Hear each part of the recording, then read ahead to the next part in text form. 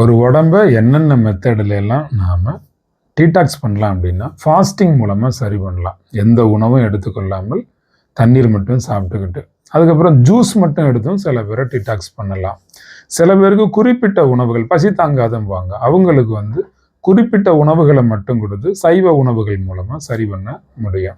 இன்னும் சில பேருக்கு சப்ளிமெண்ட்ஸ் எல்லாம் எடுப்பாங்க, கமர்ஷியலாக கொடுக்கக்கூடியவங்கலாம் கொடுப்பாங்க. நம்ம அது மாதிரிலாம் எதுவும் கொடுக்கறது கிடையாது. அதுக்கப்புறம் சில மூலிகைகளை எடுத்து நாம் டீடாக்ஸ் உடம்ப பண்ணிக்கலாம். அதுக்கப்புறம் கோலன் கிளென்சிங் இனிமா எடுத்து நாம் பெருங்குடலை சுத்தம் செஞ்சு நாம் ஃபுல்லாக டீடாக்ஸ் பண்ணிக்க முடியும். சுற்றுவெளியிலேருந்து நாம் கொஞ்சம் ஒதுங்கி இருக்கணும். இந்த டர்ட்டி பிளேசஸில் இருந்தோம், சுத்த காற்று இல்லாத இடத்துல இருந்தோம்னா அதுலேருந்து கொஞ்சம் மாறி அந்த என்விரான்மெண்ட்டை சேஞ்ச் பண்ணிட்டு நாம் டீடாக்ஸ் பண்ணிக்க முடியும். நிறைய வழிகள் இருக்குது.